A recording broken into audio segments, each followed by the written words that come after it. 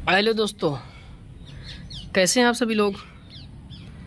आशा करते हैं सब अच्छे से होंगे और हमारे वीडियो से आप लोग लाभ प्राप्त करते होंगे। आज हम लेके आए हैं कक्षा 8 के ही संस्कृत की किताब का 5वां पाठ पंचमा पाठा आप लोगों को पढ़ाने के लिए। आइए हम सभी लोग इसका वाचन करते हैं और इसका हिंदी में अनुवाद जान लेते हैं कि क्या होता है। पाठ का नाम है पंचमा पाठा, 5वां पाठ। पाठ का नाम है स्फुट पद्यानि।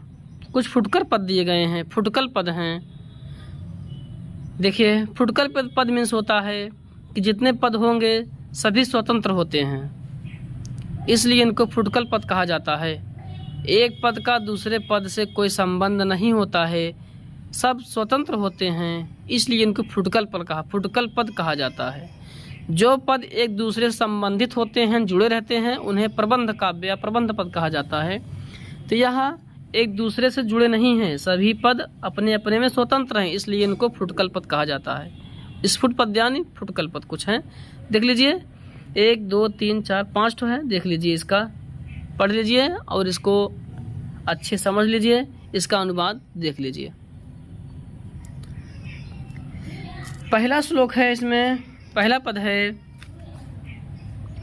काकः कृष्णः पिकः कृष्णः को भेदः पिक काकयो वसंत समये प्राप्ते काकः काकः पिकः पिकः। करिए कि काकः कृष्णः, काका माने कौवा, कृष्णा माने काला होता है। काका माने कौवा, कृष्णा माने काला, पिका माने कोयल, कृष्णा माने काला, को माने कोई, भेदा माने भेद, पिक माने कोयल में, काकयो माने कौवे। इसका अर्थ हो जाएगा काका कृष्णा, कौवा जो है वह काला होता है। कौवा कैसा होता है? काला होता है। काका कृष्णा, कौवा काला होता है। पिका कृष्णा, कोयल भी काली होती है। कौवा भी काला होता है, कोयल भी काली होती है। दोनों में को भेदा, दोनों में कौवे में और कोयल में कोई भेद नहीं होता है। देखने में कोई भेद नहीं होता है, दोनों समान दिखाई देते हैं।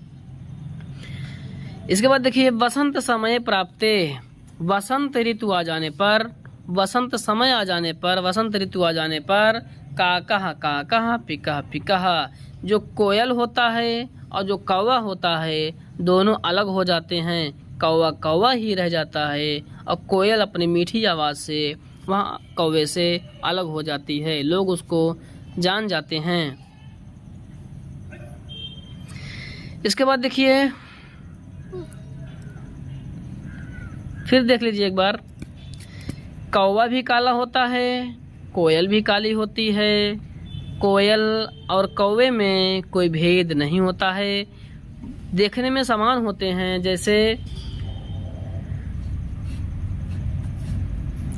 कहा गया है, भले बुरे सब एक सम जवलो बोलत नाय, भले बुरे सब एक सम जवले बोलत नाय, जान परत है काक पिक ऋतु बसंत के माय, जान परत है काक पिक ऋतु बसंत के माय। एक कवि हैं सुंदरदास, उनकी ये पंक्तियां हैं, ठीक इसी प्रकार कही गई हैं कि जब तक नहीं बोल रहे हैं अच्छे बुरे बराबर दिखते हैं। बोलने से पता चलता है कि कौन कितना संस्कारी है, कौन कितना अच्छा है, कौन बुरा है। ठीक आगे होगा समझ में। आगे देखिए,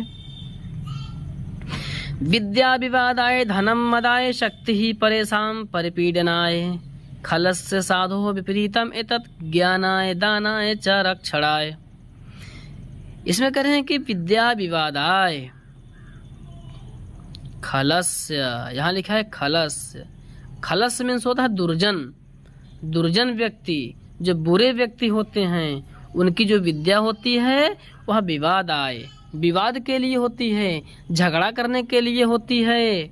और जो दुर्जनों का धन होता है वह मदाय, वह मदमस्त करने वाला होता है, वह उन्हीं में पागल हो जाते हैं। वे दुर्जन वे बुरे लोग उसी धन में पागल हो जाते हैं, धन से ही पागल हो जाते हैं, अपने धन में ही अहंकार हो जाता है उनको, मदाय पागल हो जाते हैं। जो दुर्जनों की शक्ति है, बल है, परेशान परिपीडनाय, परि माने दूसरों को, पीडनाय माने पीड़ित करने के लिए, परेशान माने परेशान करने के लिए होती है।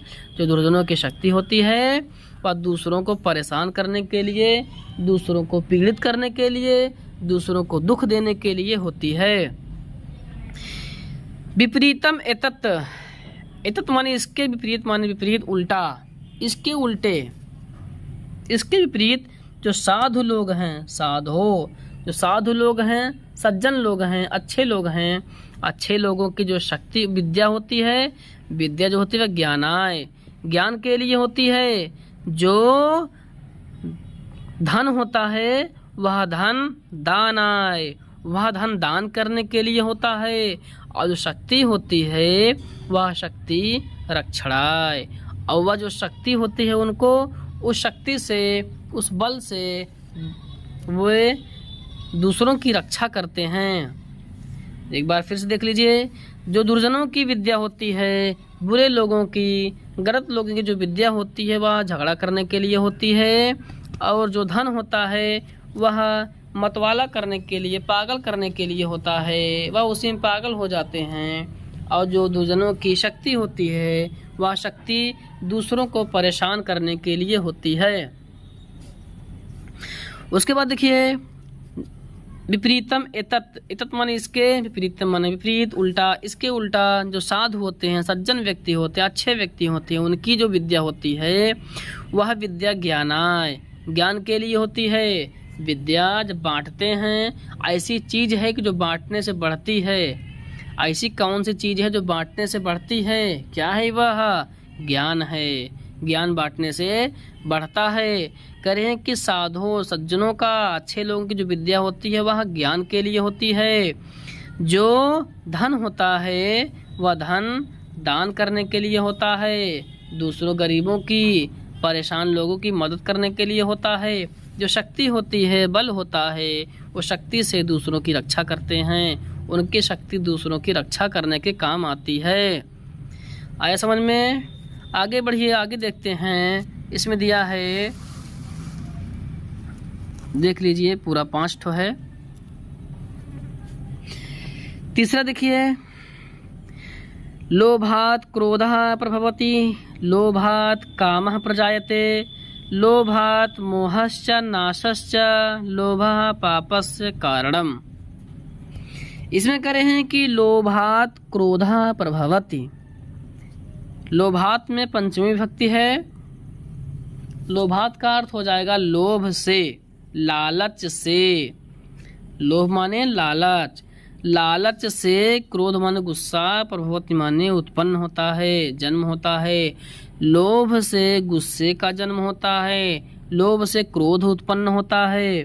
और लोभात् कामः प्रजायते, और लोभ से काम उत्पन्न होता है, लोभ से क्रोध उत्पन्न होता है। क्योंकि संतों ने कहा है कि जो क्रोध है, लोभ है, लोभ, क्रोध, मोह और मत्सर, ये काम, क्रोध, लोभ, मोह, मद और मत्सर, ये 6 चीजें ऐसी हैं जो षड्विकार हैं। मनुष्यों के हृदय में, मन में ये 6 चीजें विकार उत्पन्न करती हैं। इनसे दूर रहना चाहिए। संतों ने कहा भी है कि इससे दूर रहिए। संत किसे कहते हैं? संत उसे कहते हैं, निहि बैरी निहि कामता, साई सूती नेह, विषया सु न्यारा रहे, संतन के गुड़िये। संतों ने जो कहा है कि इन सब से षड्विकार हैं, काम, क्रोध, लोभ, मोह, मद और मत्सर, इन 6 चीज़ों से मनुष्य को दूर रहना चाहिए। मनुष्य इससे परेशान हो सकता है। यहाँ भी कहा गया है, लालच से क्रोध उत्पन्न होता है और लोभ से काम उत्पन्न होता है। काम मीन्स होता है किसी को पाने की इच्छा, पाने की जिज्ञासा, पाने की इच्छा, उसी को काम कहा जाता है। इसके बाद देखिए, लोभात् मोहः च, लोभ से मोह उत्पन्न होता है।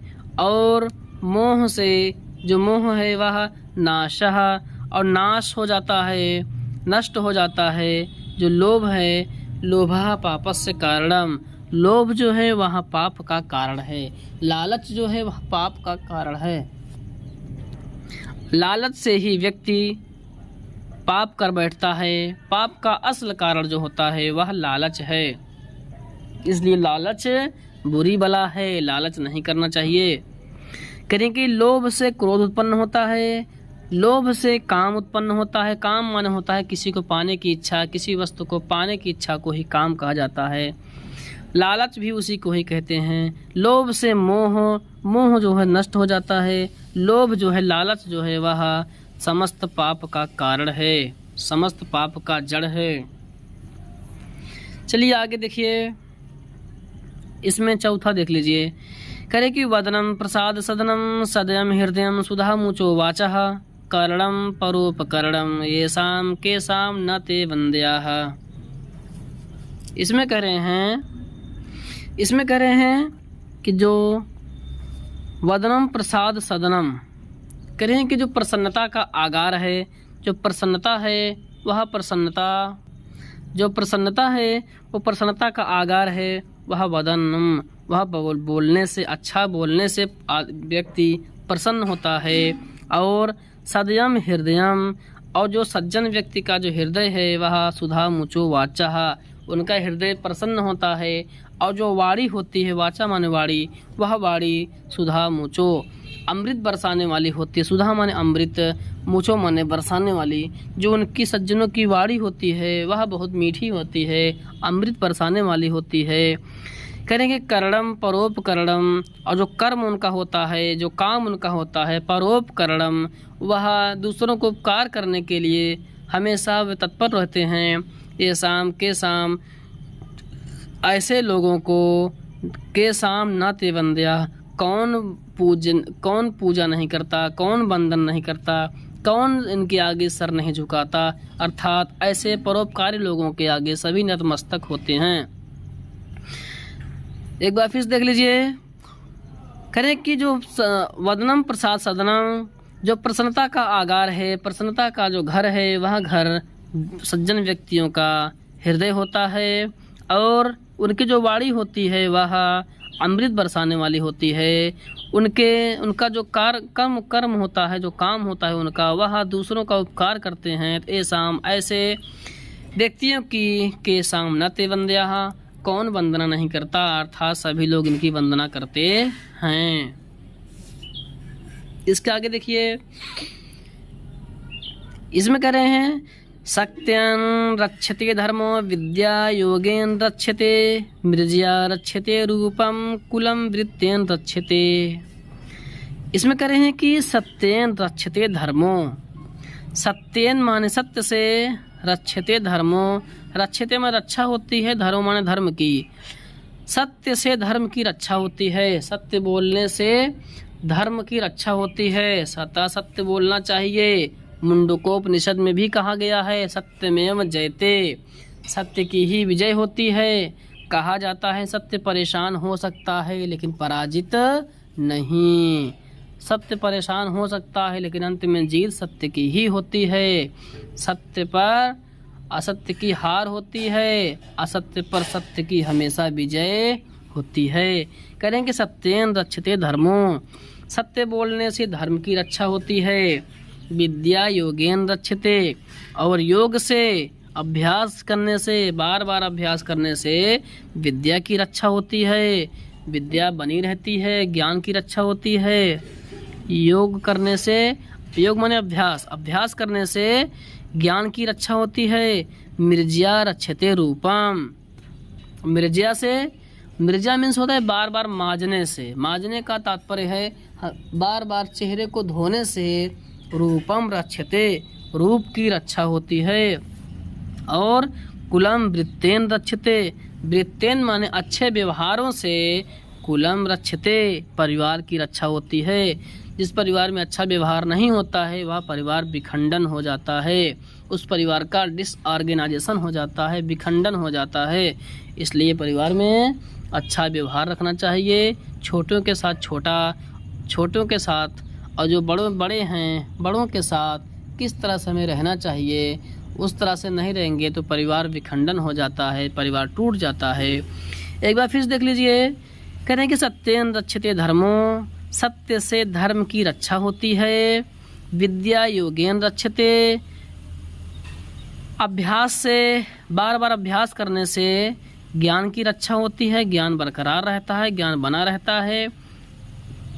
जैसे एक जगह पानी अगर पड़ा रहता है तो पानी पड़े पड़े ख़राब हो जाता है, और बहता पानी अगर बह रहा है, बहता पानी तो वह स्वच्छ रहता है। इसलिए ज्ञान जो होता है हमेशा बांटना चाहिए, हमेशा देना चाहिए। ज्ञान देने से बना रहता है, उसकी रक्षा होती रहती है, वह ज्ञान बरकरार रहता है। नहीं तो वह ज्ञान भूल जाते हैं, वह ज्ञान जो होता है वह भूलने लगता है। इसलिए बार बार अभ्यास करने से ज्ञान की रक्षा होती है। मिर्जा रक्षते रूपम, बार बार मुंह को धोने से, बार बार उसको अच्छे से मांजने से, धोने से रूप की रक्षा होती है। कुलंद्रितेन रक्षते, और अच्छे व्यवहारों से परिवार की रक्षा होती है। ठीक है दोस्तों, एक बार फिर आप लोग इसको देख लीजिएगा। ना समझ में आए, जहाँ कोई कन्फ्यूजन लगे आप लोग कमेंट करिए, पूछिए, क्वेश्चन पूछिए। जहाँ ना समझ में आए उसका कन्फ्यूजन हम दूर करेंगे, पूरा प्रयास करेंगे दूर करने का। ठीक है, और आप लोग इससे लाभ लीजिए। चैनल को सब्सक्राइब ज़रूर कर लीजिए, और आने वाली वीडियो आप लोगों के पास तुरंत पहुंच जाएगी। आप इससे पूरा लाभ लीजिए। एक बार फिर से अगर कहें, एक बार फिर से देख लीजिए। इसको केवल हिंदी बताएंगे, संस्कृत नहीं पढ़ेंगे। ठीक है, कहानी टाइप देख लीजिए, और लिखना हो तो लिख लीजिए। हमारा वीडियो थोड़ा बड़ा भले रहता है, थोड़ा लॉन्ग हो जाता है, लेकिन जब तक अगर समझ में ना आए बढ़िया से तो शॉर्ट वीडियो बनाने से कोई फ़ायदा नहीं है। देख लिए एक बार बढ़िया से,